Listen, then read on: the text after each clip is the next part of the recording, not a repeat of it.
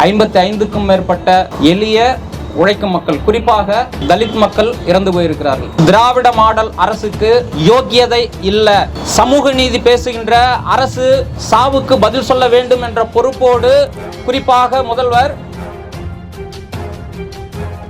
இழவு வீட்டில் போனா குடிச்சுதான் ஆகணும், சோகத்தை தவிர்ப்பதற்காக, நான் சோகத்தில் இருக்கிறேன்னு காட்டுவதற்காக குடிச்சுதான் ஆகணும் அப்படின்றது ஒரு பண்பாடாகவே கொண்டு வந்தது பார்ப்பனிய பண்பாடு. அது இது என்னங்க, இதுல எங்கெங்க பார்ப்பனியம் இருக்குது?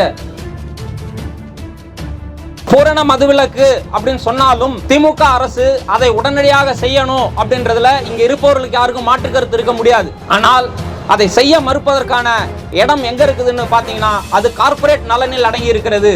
அப்போ அரசு கார்ப்பரேட் நலன் சார்ந்து இருப்பதனுடைய விளைவாகத்தான்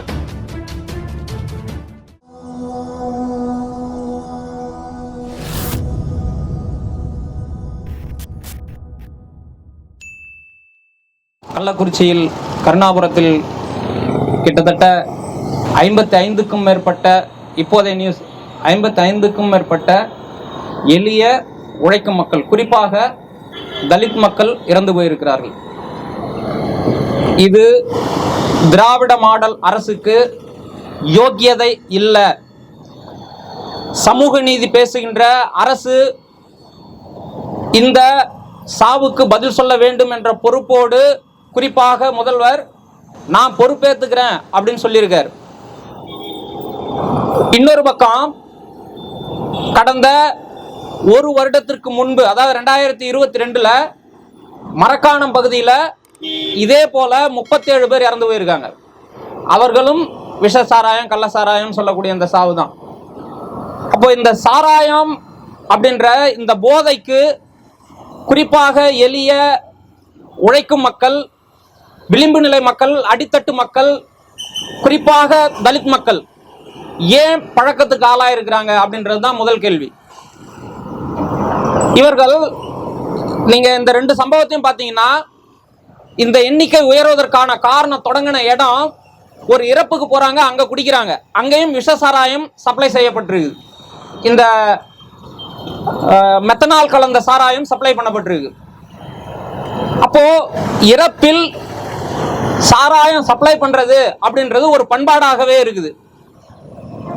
அப்ப அங்க குடிக்கிறது அப்படின்றது தடுக்க முடியாத அளவிற்கு அதிகரிக்கும் பொழுது அங்கே மரணங்கள். இப்போ 2 விஷயத்தை பார்க்கணும். ஒன்று, குடிப்பழக்கத்துக்கு ஆளானதன் விளைவாக அவங்களுக்கு கிடைக்கிற குறைந்த விலையில கிடைக்கிற பொருளை வாங்கணுன்ற வகையில் மெத்தனால் கலந்த சாராயம் கள்ளத்தனமாக விற்கப்படுது, அதனால அதை வாங்குறாங்க.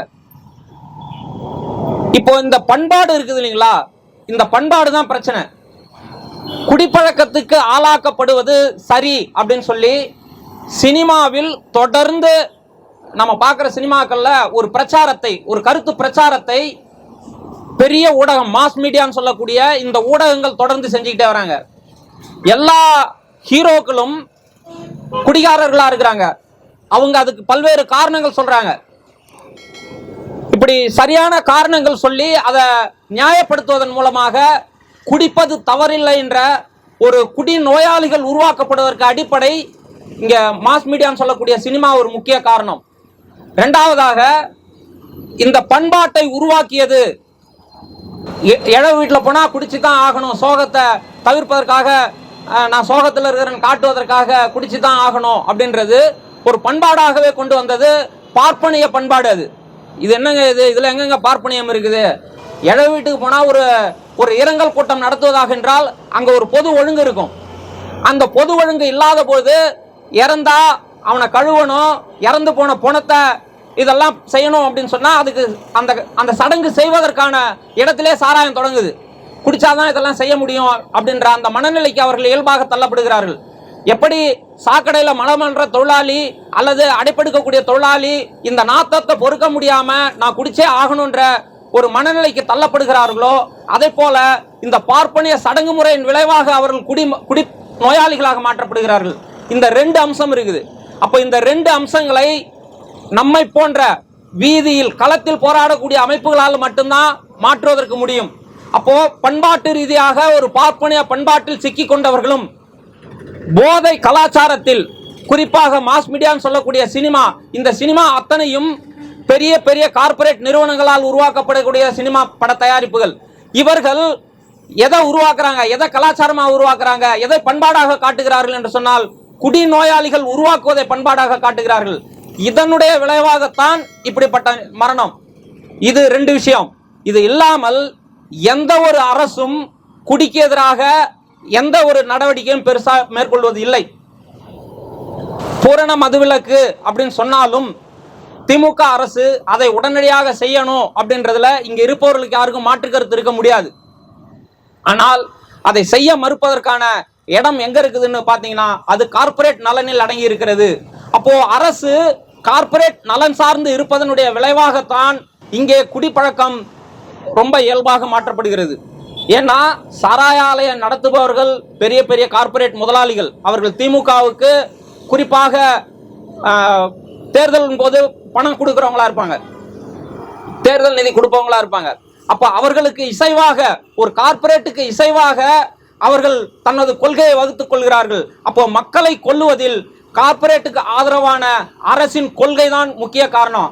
அதுல நீங்க நடவடிக்கை எடுத்ததா சொல்லக்கூடிய காவல்துறையினர் மீதோ அல்லது கலெக்டர் மீதோ இதெல்லாம் மேல் பூச்சு, அடி வேரை பிடுங்காமல் நீங்க மேல் பூச்சின் மூலமாக, நுனிப்புள்ளை மேய்வதன் மூலமாக எந்த தவறையும் தடுத்து விட முடியாது.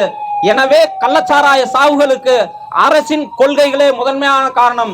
அந்த கொள்கைகளை கண்டறிந்து அதை களைவதற்கு திராவிட முன்னேற்ற கழக அரசு நடவடிக்கை எடுக்க வேண்டும் என வலியுறுத்தி, நடவடிக்கை எடுக்காத வரை எங்களுடைய கள போராட்டங்கள் தொடரும் என்று வாய்ப்புக்கு நன்றி கூறி விடைபெறுகிறேன். நன்றி, வணக்கம்.